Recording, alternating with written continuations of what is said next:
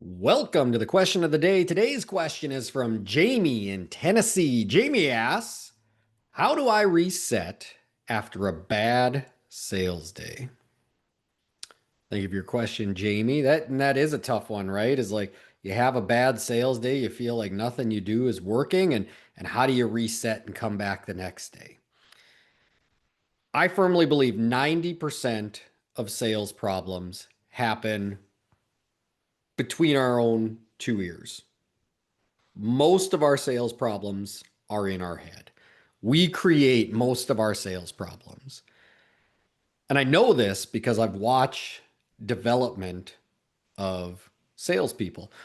Some of the best salespeople are the brand new salespeople, brand new to sales, brand new to the industry.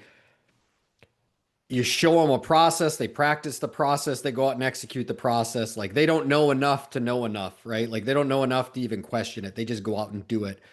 And if it's a proven process, it'll translate into results. But then what happens is we get too smart and we start questioning things and we start inserting our own biases like, oh, that's a lot of money, or oh, that's a high interest rate, all based on what's going on in our own head, or maybe one customer that questioned the price or that high interest rate or something like that. And so now those biases seep in and we start sabotaging our own process. We're not confident in that process. So really nothing changed. The process is the same. The customers are the same. The product's the same. But what changed is what's going on between our own two ears. So 90% of sales problems, I believe, happen in our own minds. So I would encourage you to remember this. LOA always wins. I'll say it again. LOA always wins. When I'm trying to reset after a bad sales day, I have to believe, not just remember, but believe LOA always wins. So what the heck is LOA? LOA, LOA. What is LOA? LOA is the law of averages.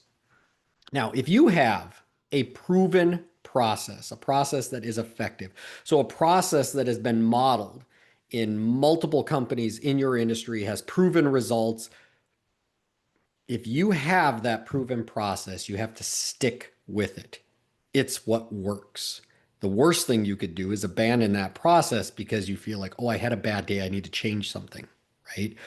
That would be like a baseball player who they've built their entire career and perfected their swing along with their batting coach.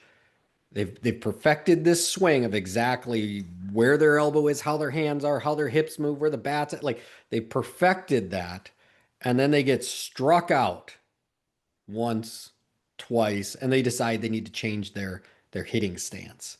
That would be absurd. Like you don't see that in Major League Baseball. And so it doesn't happen because it's a proven swing. It's worked.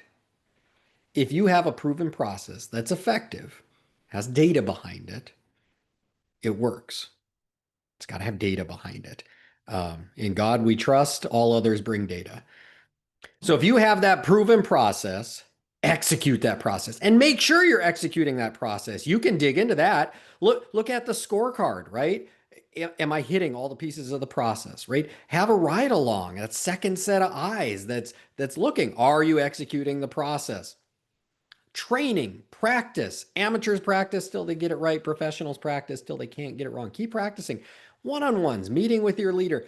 Do you have goals? Goals that have defined actions that tie into that process. Get debriefs, feedback after your calls. Like all of this stuff. Make sure you're executing that process. Because you might think you're executing that process, but you're not, right? It falls into that blind spot where we're missing something that we don't see. So make sure you're executing that process. But the worst thing you can do is have that knee-jerk reaction and just change everything. So if you have a proven process and you're executing that process, LOA will always win. So this is what it looks like. So if you're a salesperson, you know that you go through some ups and downs. Like it's never the exact same, maybe even some seasonality. You have some ups and downs, but for the most part, it relatively is flat. If you're having big ups and downs, that is a sure sign that you don't have a good process. I get that question all the time on calls is, hey, my team is way up and then way down. Well, that means we don't have a defined process, right? So almost always I can go visit the company right along and point to the fact that we don't have a defined process. But yes, there's ups and downs, but it's relatively the same, right? Now, if we do have a bad sales day, right? So sales dip. And what I'm doing is I'm drawing out a graph here that's relatively flat, but then dips on that sales day. So for those of you listening, imagine that graph relatively flat and then dips. That's where I have to remember LOA always wins. If I have a proven process and I'm executing that process, push through, be resilient, you'll come out the other side. So that dip will now turn up and it will come back.